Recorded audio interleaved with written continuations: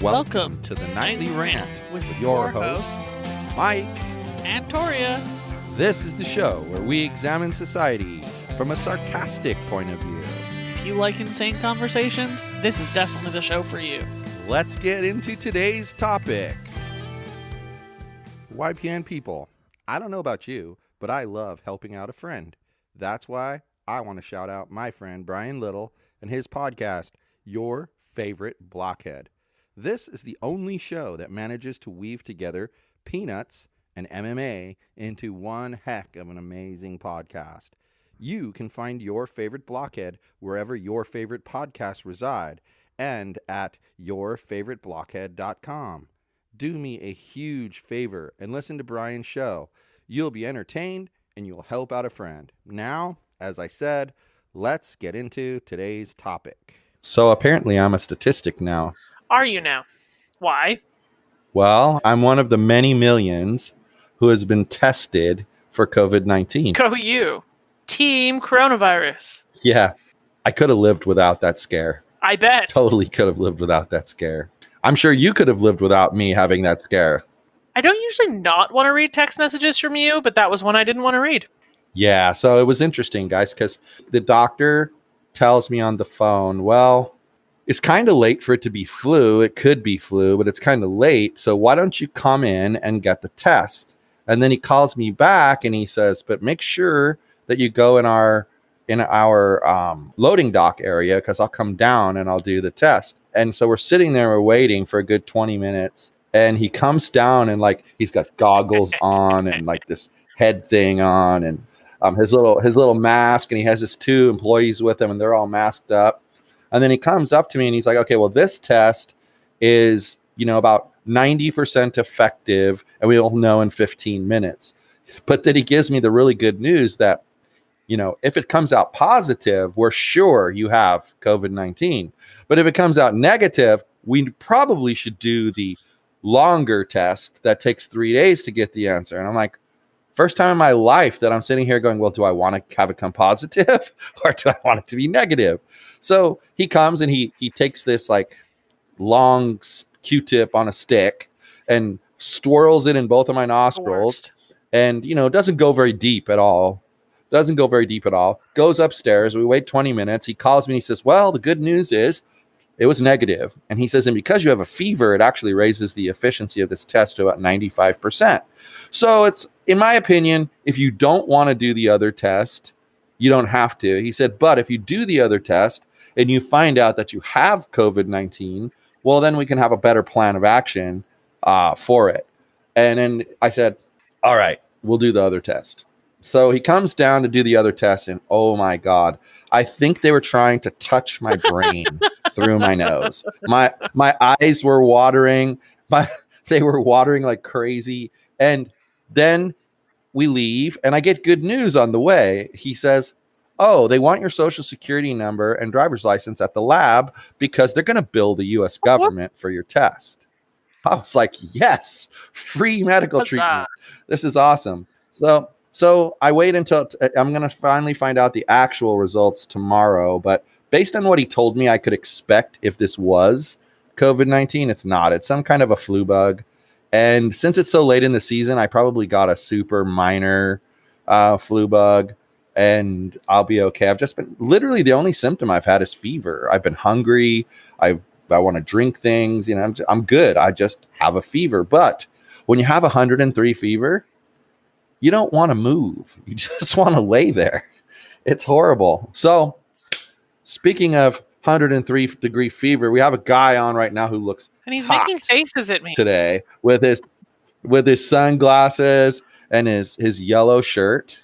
Yes, we have. Why don't you introduce our friend Torya? I can't remember your name. You haven't been on the show enough times. It's Brian.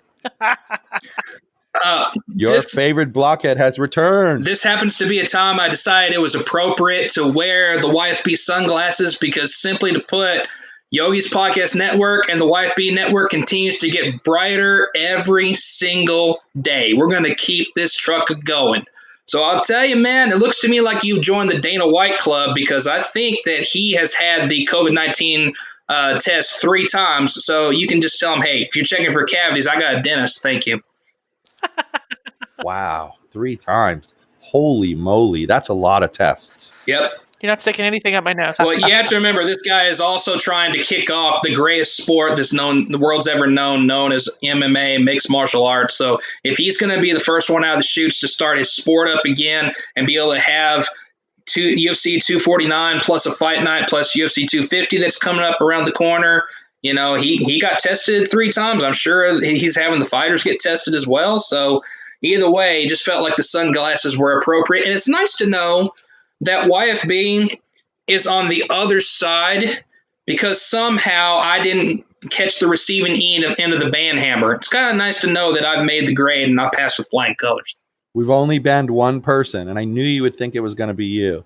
Well, but by the way we worded it. But of course, I told you beforehand, so let's be real. Well, certainly whoever it was driven into the ground like a railroad spike. So pardon me if there was a little bit of alertness on my end. You don't really even know the worst of it. At the very, very end of that conversation, he was super rude. So when people are super rude to me, I just turn off all the filters and I say what I think. And I let him know what I think he's good at, and it's not being a comedian and it's not coming on podcasts. But I let him know what I think he's good at, and I told him he should do more of that because that's about all he's good at. Well, so again, I don't mean to wish anybody harm. It just seems like to me, if you're going to have the common sense that God gave geese, then you would at least keep on trying to, keep the listenership that you got. Because if you're going to be a billionaire, I think it depends on the camaraderie that you might have down the road. I might be able to help you attain thousandaire, but that's about all that I can promise with my services. Exactly. You're going to be a billionaire. I loved that part too. But I pointed out to him that even Warren Buffett, Bill Gates, Elon Musk, they were all affected by this lockdown. And, I wasn't planning to mention this, but we were all made fun of, those of us, me, who said that the death rate was not what they said the death rate was.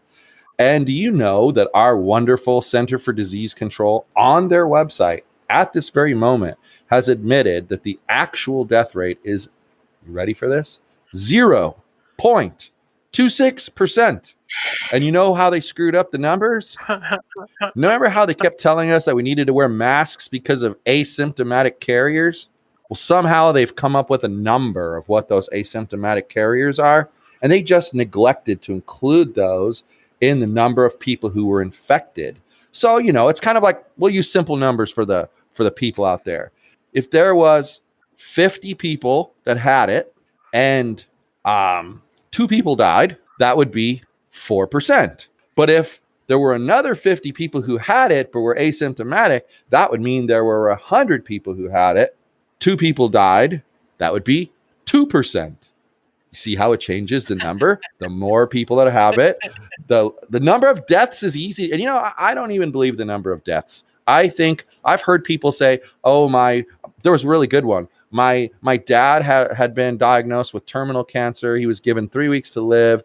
At the end of the 3 weeks, he couldn't breathe. He went to the hospital and he died. He had no other symptoms of COVID-19. And on his death certificate, they put COVID-19.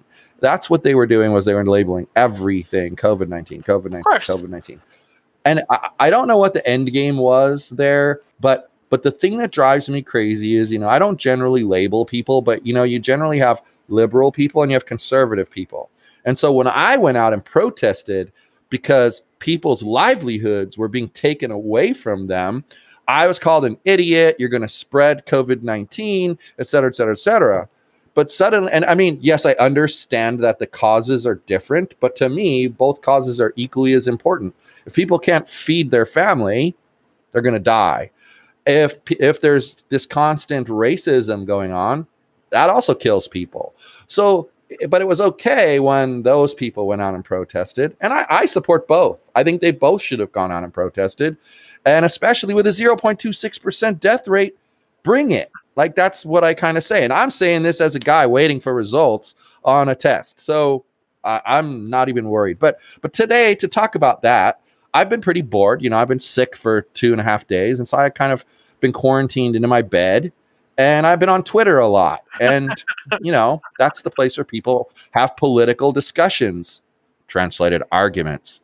And I've been actively promoting, don't vote for a Democrat, don't vote for a Republican.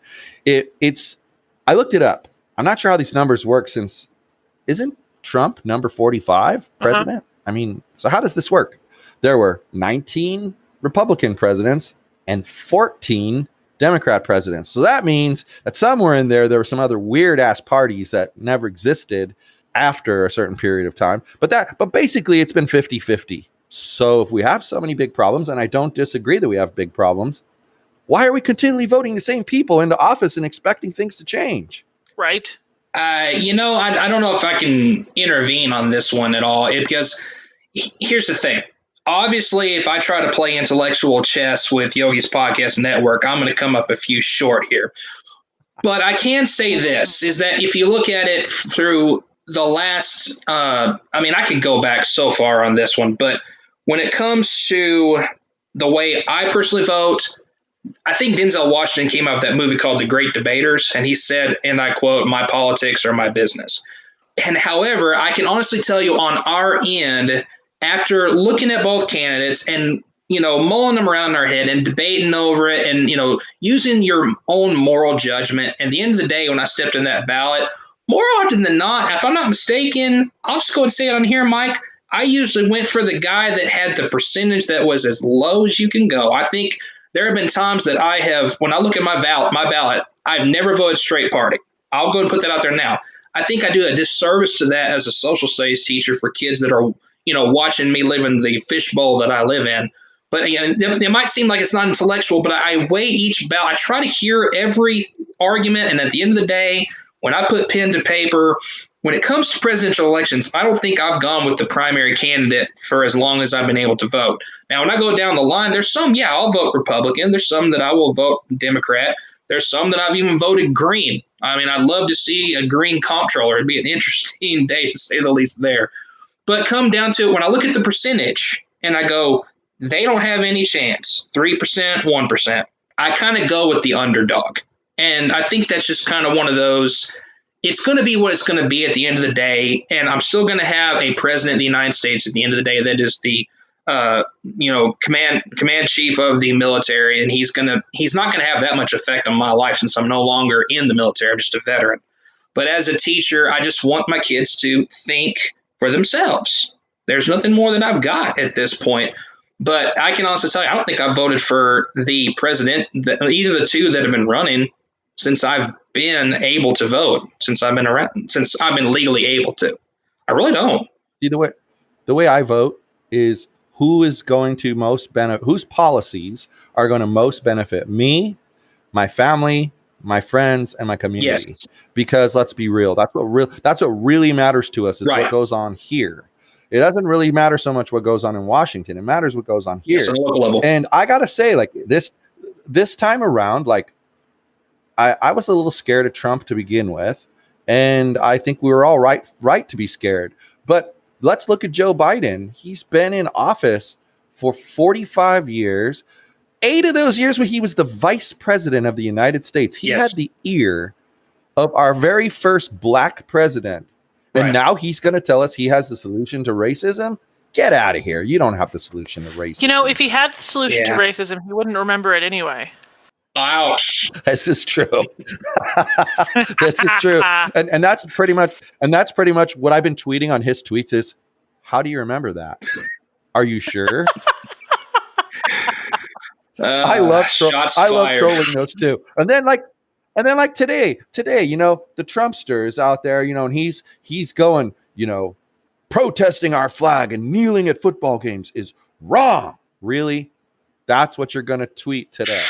Okay. So I said that to him, and I said, I think someone needs to take your phone away so you can't tweet anymore. Like, you're just a moron for continually fanning the flames. But here's what doesn't make sense. He still has a 40% approval rating. Like, where he has a better approval rating in the latest poll than Obama did at the very same time in his first term, which scares me because it might mean 4 more years of that. But at the same time, the reason I got called an enemy to democracy was because I said, okay, guys, insanity is doing the same thing over and over again and expecting a different result. Well, y'all keep electing. Y'all keep electing a Democrat and a Republican to the presidency. Well, what other choices are there? There's only two parties. Really? Have you looked at your ballot? Like, do you take a careful look? Because there's more than just two. But you're brainwashed into believing you have to vote for those two. And then they try to pull out the same old bullshit. You vote for a third party, you're electing Trump. And then the other side says, if you vote for a third party, you're electing Biden. Well, it can't be both ways. Plus, I'm going to tell you something. I wouldn't vote for Trump or Biden if you put a gun to my head and said I had to. I'd let you shoot the bullet in my head because I'm not voting for either one of them. I won't vote for either one of them. It's not going to happen. And so me voting third party, fourth party, fifth party, sixth party, whatever, another party, it's not a vote for anybody but that party. And especially in California, Republicans don't have a chance in California. Never have had a chance in California. Right. I think Reagan was the last Republican president to become president and win California, but he won California because he was the governor. That sounds right. Mm-hmm. It's just, and that's a long time ago. And so I just told the lady that, and then she came back with, well, why did you retweet these Trump supporters? And so she put screenshots of what I retweeted. Well, the one guy said, I don't care which side of the argument you're on. Beating up this woman in New York City to break into her store while she was defending it is wrong, and they are just thugs. Well, I agree with that. Yes. You don't go and beat up some woman for protecting her store. That's wrong. I retweeted it. Right. Then another person said, we need unity. We need unity. I retweeted that. Well, it turns out that the person who said we need unity is, when you look through his tweets, he's a big Trump supporter. Okay. I don't go check that. I retweet what I agree with. Message. And I agreed with that. And that's what I told him. I basically gave her the speech you gave. How I vote is none of your business. And who I retweet is none of your business. I said, if you want to know what I think, start looking through my tweets and you'll see what I think. One of the first things I posted when the George Floyd thing happened was, if you'd ever thought about voting libertarian, now's the time. Like, that's what I put. So now tell me again how I'm a big Trump supporter. Idiots. I just tell you. I can't take I can validate that. I mean, I've never seen anything that again, don't mean to intervene here, Mike, but I've never seen anything that pointed you in that direction. It's always been around either a libertarian or a person who is very neutral in between. And it just seems to be irritating you that there have always been attacks from both sides. You don't get it from one or the other. You get them from both. And unfortunately, exactly. And so again, hypothetically, I can kind of mention the same thing, is that when it comes to voting, we should all definitely go out and vote, but at the same time, there's the percentage of people who don't because of apathy. But it comes down to an effect. But once again, I have to put my money where my mouth is and make sure that I, as a social studies teacher, show that, because I had a parent ask me that when I first started. She said, "Are you Republican or are you Democrat?" And I looked at her and said, "What if I told you I was neither?" And she said, "I couldn't be more happy that you are my kid's teacher." So, I said, "Ma'am, I just want your kid to think and act for herself." Because that's something that is accepted. I mean, if I remember right, the most world-renowned acceptance of rights are the Universal Declaration of Human Rights. If you can look at those 30 and we can just try to live by that, then would we have near the issues that we're having today? Would we have the uproar that we're sitting in? My answer is no, but we live in a broken world. I completely agree with you, but why do you think that parent was happy that you would say you might be neither? I think she was mostly happy in the fact that, one, I think she was just wanting for me to not try to spread some type of vitriol from the Republican side, but also the same type of hatred from another side. I don't really know anything more about her except that she's worried about, as a social studies teacher, am I willing to let the kids weigh the pros and cons and let them come to a collective decision? And that's what's going to affect them the most when they finally do the two most important things that will ever be a part of their life, with me involved in it, is them walking across that stage and getting their high school diploma. That if you're in school for 12 years, then you should at least walk out with that. And then at the end of the day, if I've really done my job well, you stepped into a voting booth and you have put your money where your mouth is, and you're choosing to be part of democracy in the way that you see fit moving forward. The next generation, it's now the torch has been handed to you. It seems to me that the job of a teacher, I don't care what you teach. You could teach math, English, social studies, doesn't matter what you could be a Spanish teacher. critical thinking. Yes. You need to teach critical thinking. You need to teach the kids, if I'm a social studies teacher, I need to teach them how to look at history and dissect it and figure out what's going on. Absolutely. If I'm an English teacher, same thing. How do I write a sentence? Like, how does it work? And it's critical thinking. And what we parents worry about, and Torya hates when I say this, and she'll probably rail on me for saying it, but what we don't want to see is indoctrination by the teachers. It is not a teacher's job to talk about how they hate Trump or how they love Biden or how they hate Biden and how they love Trump. It's not their job. I don't want you teaching in my hallway if you do that. We just talked about this in our last episode. I mean, I can't do anything about what happens in other schools, but I don't want you in my hallway if you're doing that. Or if we do, I'm going to want to know who it is, and we're going to have a discussion. Yeah, it's just wrong, because that's not teaching the kids to think for themselves. It's like I don't. My youngest daughter just voted for the first time in the California primaries back in good March, for her. Congratulations. March 3rd.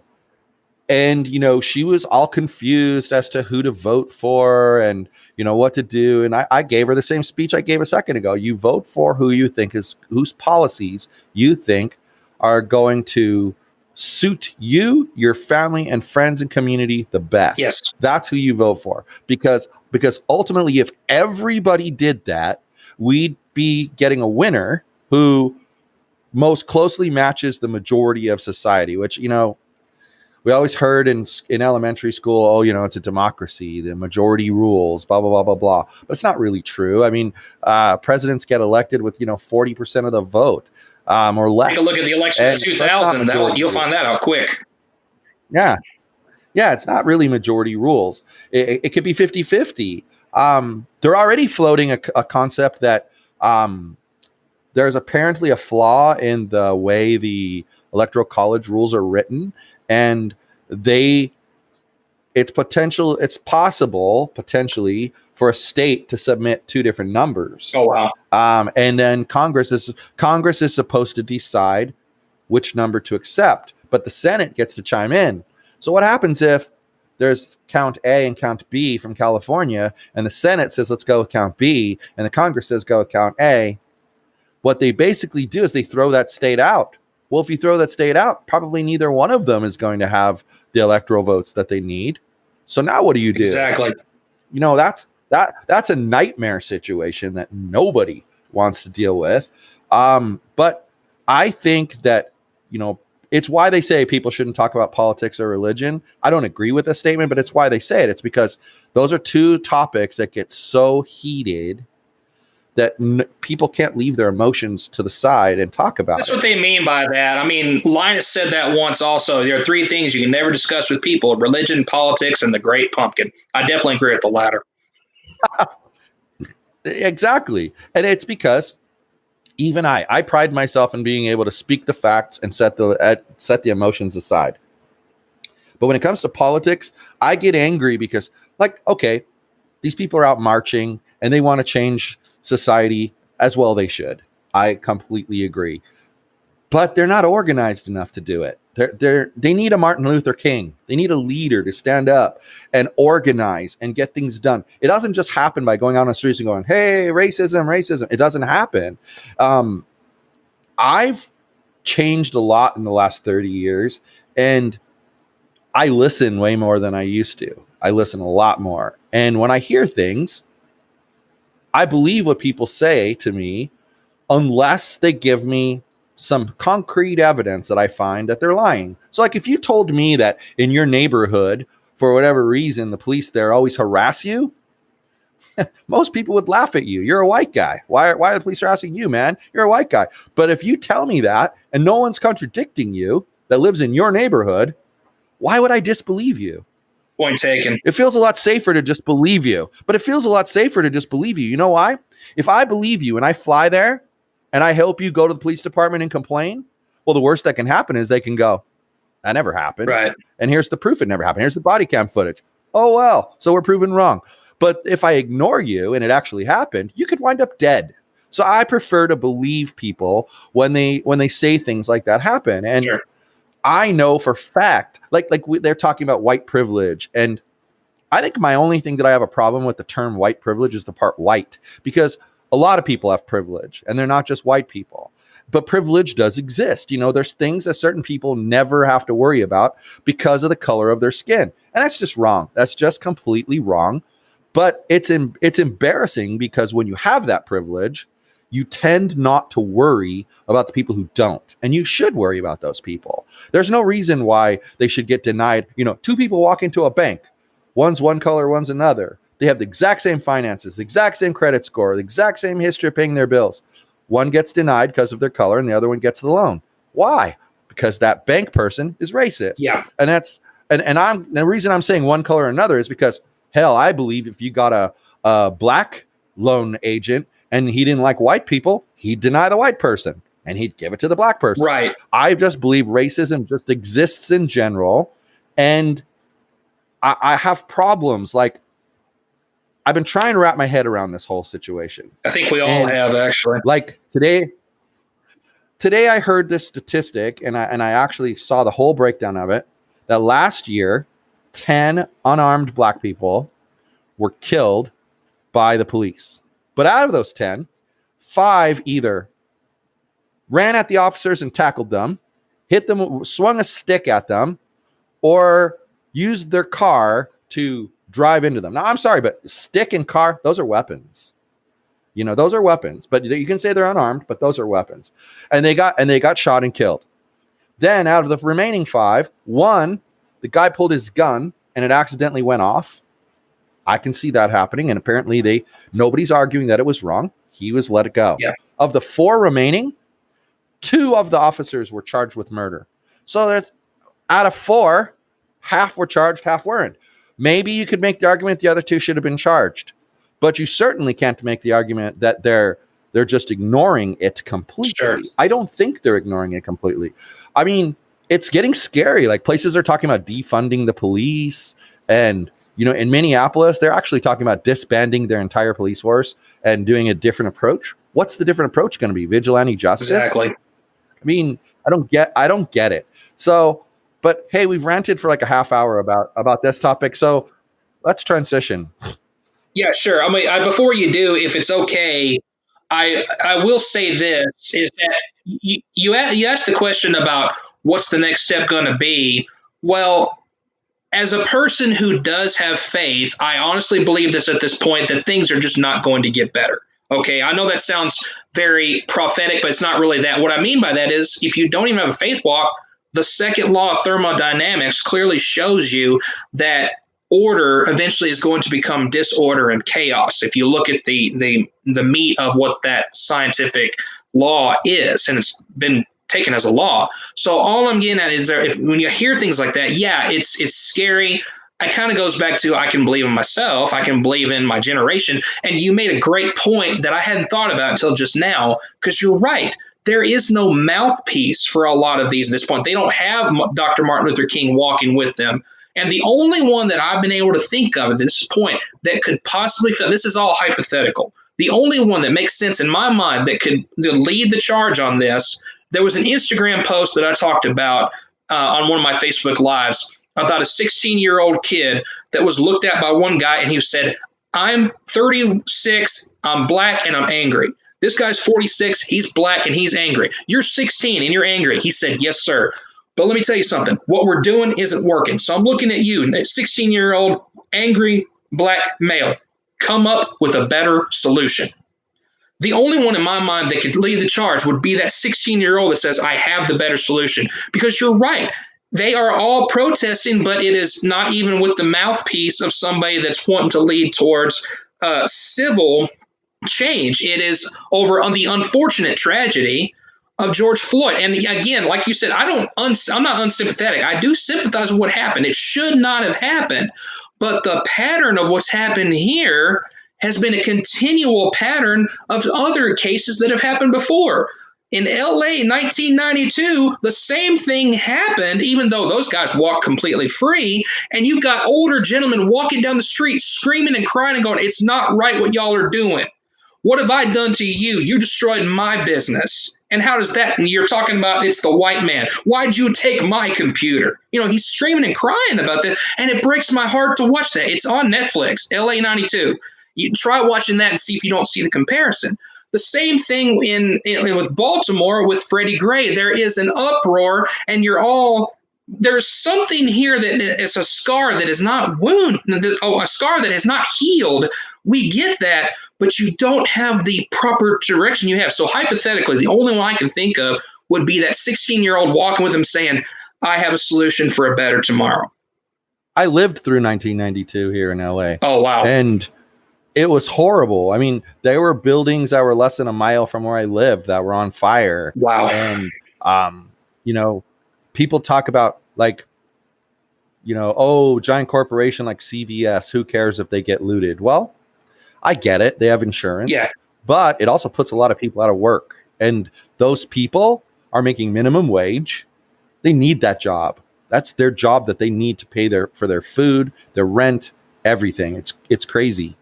How come the Canadian is so quiet about this discussion? I'm sorry, Torya. I have intruded on your ground.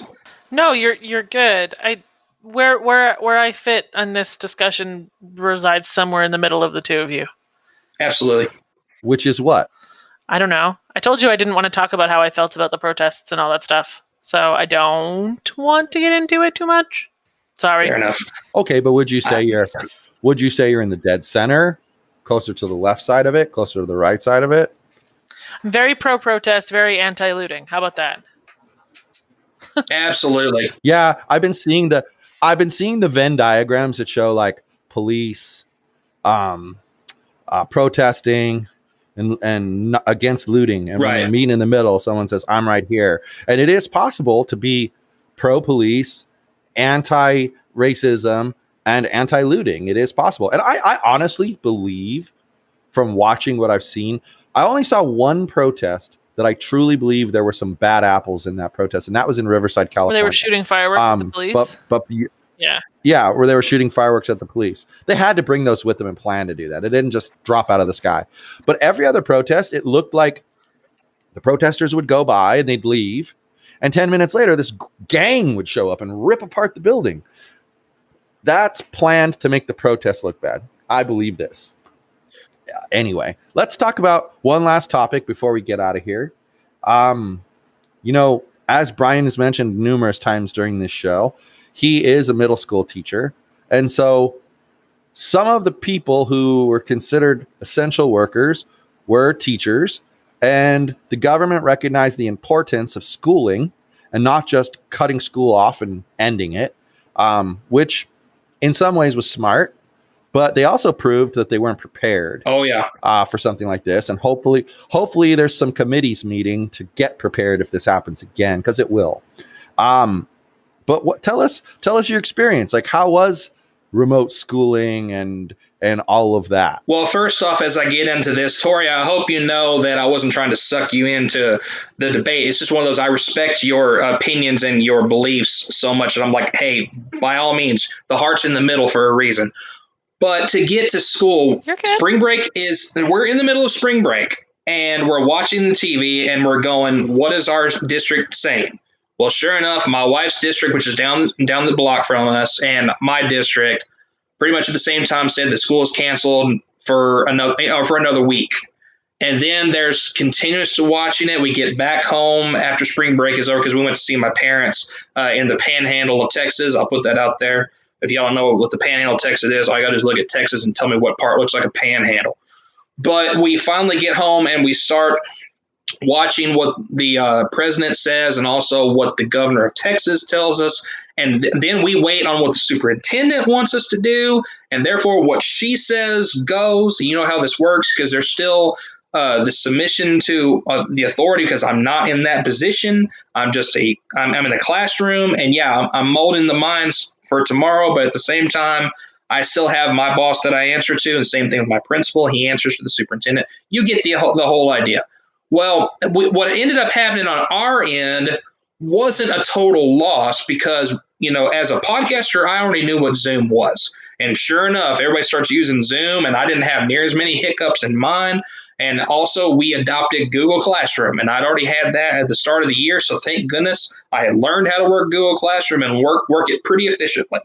So as far as my end, the way it worked is the district kind of like your son mentioned, he's right about having a set schedule. But what the schedule was for middle school and high school was this. Basically, there was a time that they said, have math in the morning, have reading in the morning, have your PE time. Come 1 o'clock, you have science. 1:30 to 2 p.m. specifically was social studies time. The next one was your electives. If you had band, if you had choir, you would do it for them. Then you go outside and get a breath of fresh air. Now, I don't remember the rest of it, mind you, because my slot was 1:30 to 2 o'clock every single day. I'm available because, when you have shorter classes in middle school, you don't have to keep them for an hour and a half or even all day. You basically have your assignments up, and when 1:30 would come along, the Zoom in would be available for kids to come in, get tutored when they need it, answer the questions that they've got. So basically, in a lot of ways, I became an IT. I mean, I didn't do a whole lot of lecturing because a lot of the lecturing I would do, I would record on this wonderful thing called Screencastify. So if I had to do my lectures and my class notes, I would record it. I'd put up the video. They would have access to it, and they would fill in assignments, and I would see throughout the day, thanks to Google Classroom, who submitted, who hadn't submitted, who's having problems. A lot of my friends, those kids are my students this year, or, now officially moving on to the next level, but were my students. They'll always be my students. But that they were sending questions on how do you submit this. I'm like, oh, yeah, here's another way you could do that. So I became an IT overnight, Zoom expert by night, Google Classroom expert by night in so many ways. And yeah, when you say, what about the other rest of the time of the day? That's when all of us are meeting up and either planning out the day or we're complaining about our day. So, there would be levels because I have 6th grade and 7th grade. So there'd be times 6th grade has to meet, 7th grade has to meet, the whole department has to meet. Sometimes the principal would send in an email and say, let's all meet at 4 o'clock and let's talk about this. Here's what's been passed down to him. Because once again, the playbook really was being written as we went through this epidemic. And again, you can say what you want if it's an epidemic or not. Either way, there was a compliance that we had to go with. And I'm very thankful. I'm very grateful that I'm in a career that had me on contract, that I'm being paid, and they're asking me to resign, and I resign, so I'm guaranteed for next year to continue to have a job. I don't have to be on the other end of wondering what's going to happen to my family. Are we going to be fed? I'm very blessed in that area, and I grieve for those that had to go through it, especially if I had students that their parents lost their jobs.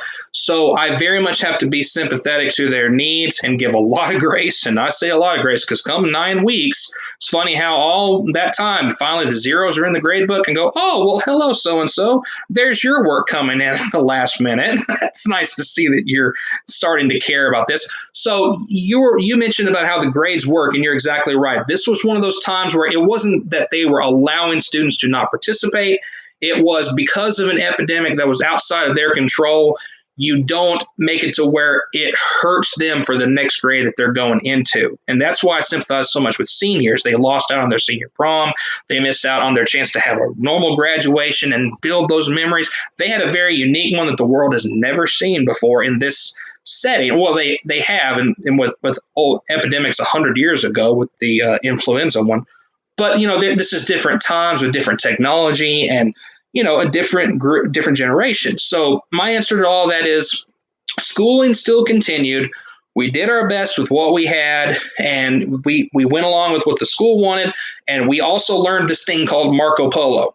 We learned if we don't want to have a full conference, we just talk on Marco Polo and send the messages to each other.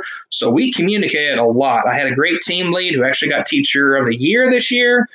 She didn't get District Teacher of the Year, but she got it for our campus. So cheer on the social studies team. I know that's a lot at one time coming at you, but my answer is we did the best we could and we made it through. And you're right. They got to have a better plan, especially a better plan than whatever this nonsense the CDC just came out with. That is absurd.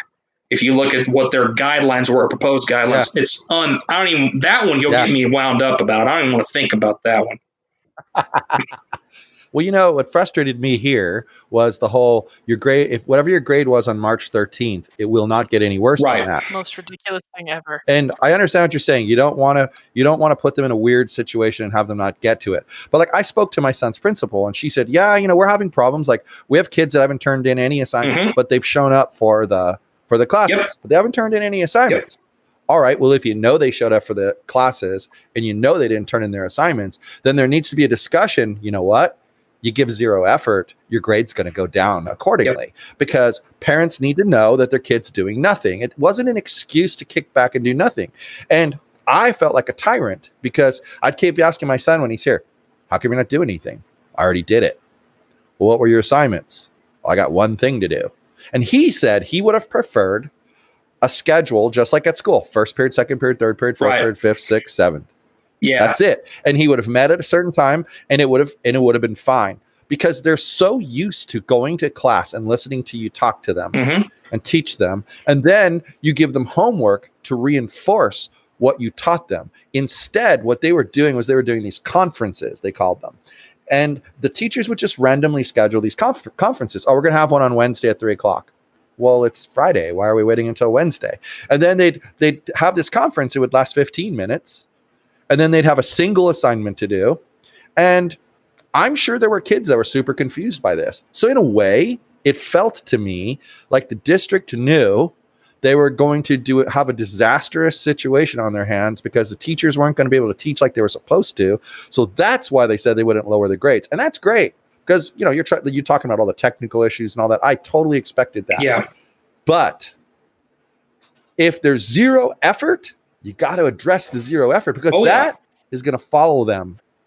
They're going to think next year they're going to get away with that, and they're not. And then it's going to suddenly be, well, what happened last year? Well, yeah, last year was totally different. But, you know, I wanted to mention one thing, because before we close out, you mentioned the seniors. You know, my youngest daughter was a senior this year, and she got angered by a few things. She kind of took it in stride, the whole situation. But what's interesting about this year's senior class, they were all born during the 9/11 crisis, every last one of them. And then when they go to graduate high school, there's a damn pandemic that closes school and shuts down all their activity. So, then she gets a survey, and the parents get the same survey asking, hey, you know, we're sorry we weren't able to do grad night. We're not sure when we're going to be able to do grad night. So would you be willing to do grad night in September? And then, you know, that was one question. Would you be willing to do grad night over Thanksgiving break? Would you be willing to do grad night over Christmas break? Would you be willing to do grad night over next spring break? And she looked at me and she's like, Dad, why on God's green earth would I want to go back to that school to have a grad night when I'm already in college? Why do I want that? And she says, and they're not thinking, this was very smart of her, she's going to college locally, but what about the people that are going to Stanford, Harvard, Yale? They're all over the country. They're supposed to pay money to fly back here to go to an event they paid for. It's crazy. Oh, and then they were told, this one I loved.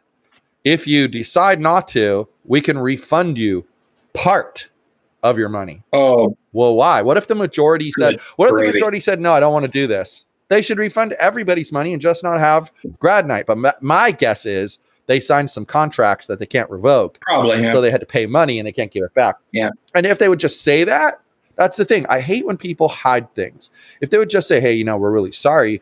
We'd like to refund some of your money, but we can't refund all of it because we already paid for this, and this. But it kind of gives the appearance that they're going to hang on to that money for next year.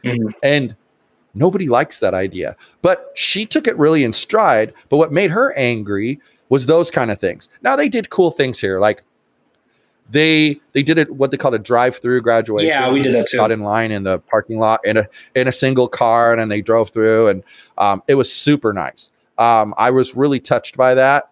It wasn't quite as emotional as the whole pomp and circumstance of high school graduation, but hey, it is what it is. You take it. I felt really great because there were so many teachers who were there that didn't have to be there, but they were there to cheer on these seniors.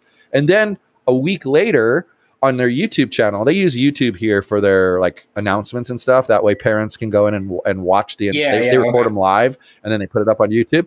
So they did, every school was told to have the seniors turn in like a picture that they wanted, a quote, you know, that kind of thing. So she struggled around turning all the stuff in.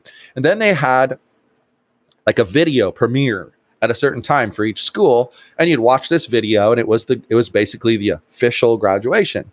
It was so poorly done that they might as well not have done it at all. Like, I told my son, he's in video production. I said, if your video production teacher watches this video, he will cringe. This is a school district that has money. They saved a ton of money by not having to have people go to a graduation ceremony that they have to pay for. Right. And that's what they came up with, was a poorly edited grainy video. No, that it was maddening. I would have been happier had they just not done that video thing and went ahead and just did the drive-through graduation. It was so much more touching. It was nicer. But she's now, how seniors are. Mhm. They're no longer, they've graduated. In their They're mind, not yes, thinking they about have high very school much anymore. moved on They're already. thinking about college or career. That's what they're Senioritis. thinking about right Yep. now. They're not thinking about high school, and they haven't been for a while.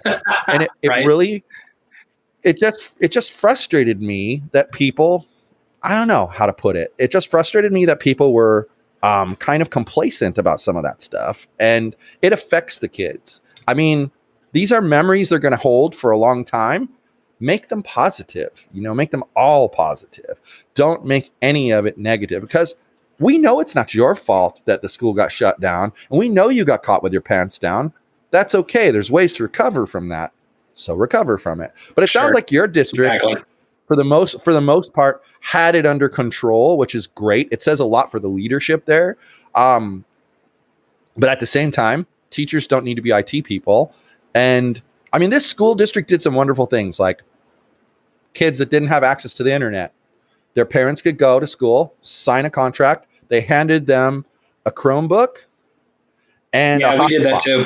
Yeah. They could access the internet. And then they also know how important it is to some families that they get fed free lunch at school.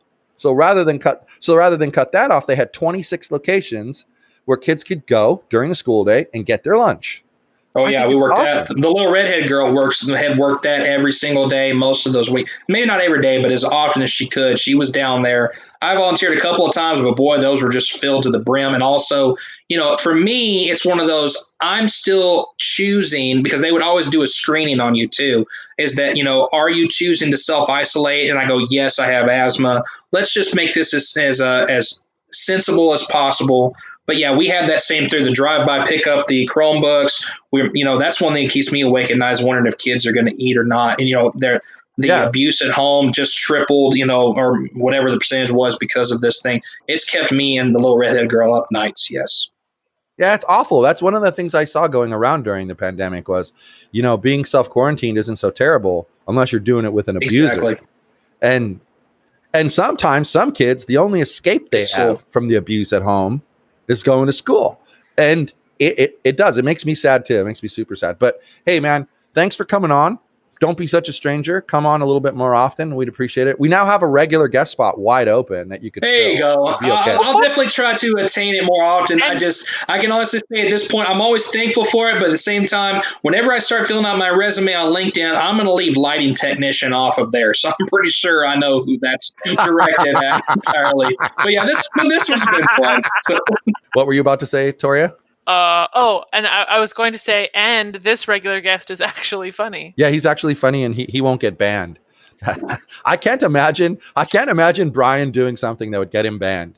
Because let's be real, if at some point I'll screenshot the discussion and send it to you, you'll read it and you'll say, how did he even get this far in the conversation without Mike jumping through the screen and strangling him? Man, like it was apparently he told us that our content sucks. So I said to him, well, that's interesting coming from a guy who begs to come on the show, and who, by the way, since that last appearance, booked an appearance 3 times that I declined. Really? So if we suck so bad, why were you trying to come back on? It doesn't make any sense to me. Oh, wow. And he said he was going to start a podcast, and he was going to start his own podcast and bury us. And I said, have at it. It's not as easy as you think. I mean, you can. Good luck, brother. Don't get me wrong. You can. I've seen that happen. You have podcast feuds that do happen out there. But it's funny. I'll give you this one. As whenever those do happen, the one that has the longevity, that's been doing it the longest, are the ones who usually at the end of the day are the ones that are still standing. I'll put that out there.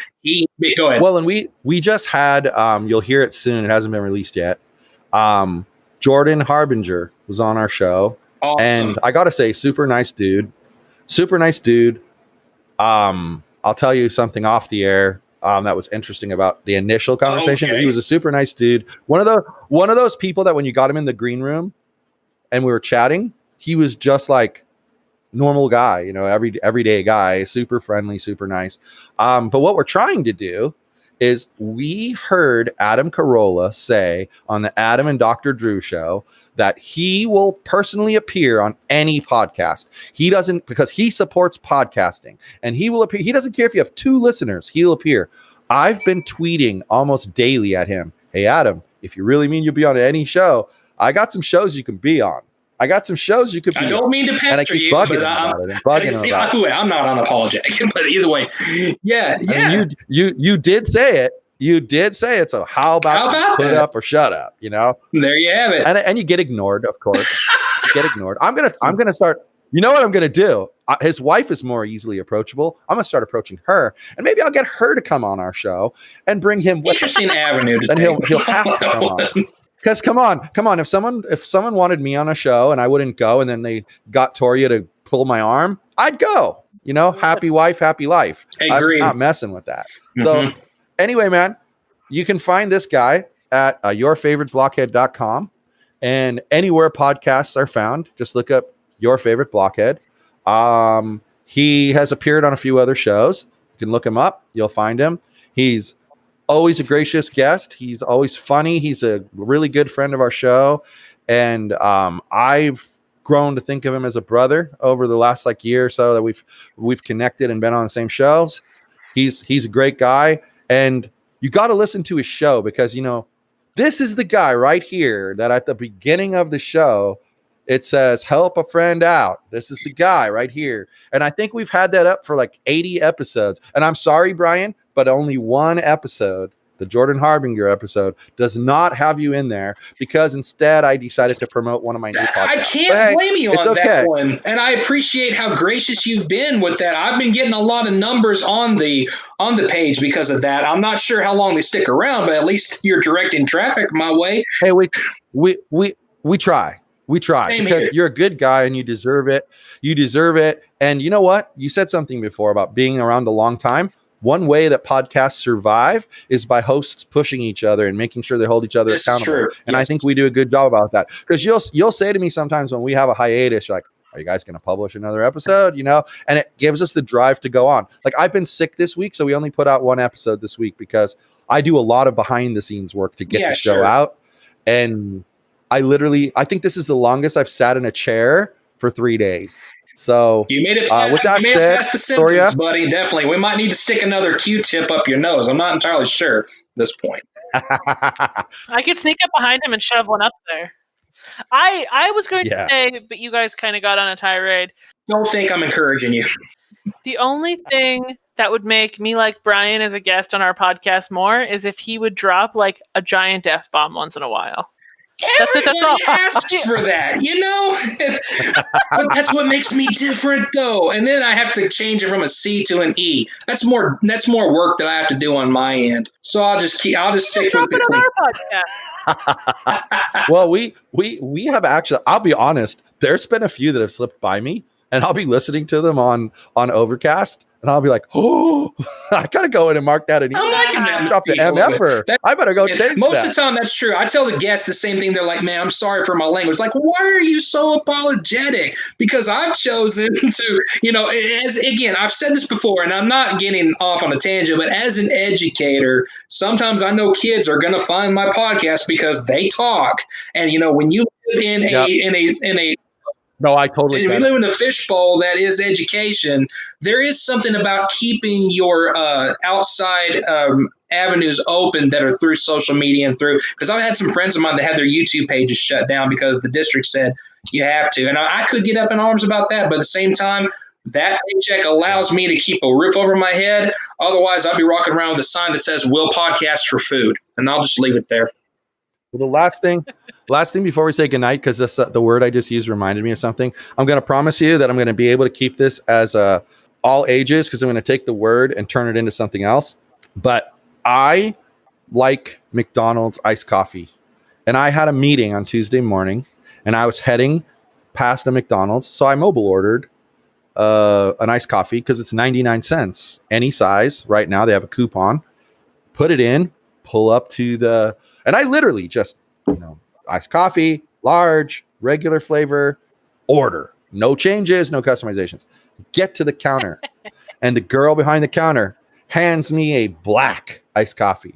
And I said, oh, that's not mine. And she says, yes, it is. Well, I didn't order a black iced coffee. Yes, you did.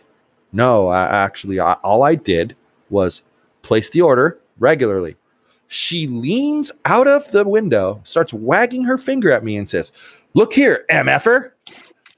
You ordered it this way. Well, the manager boogied over to the window, pushed her out of the way, looked up at the order screen and said, do you see where the guy behind him ordered the black iced coffee? And it wasn't him.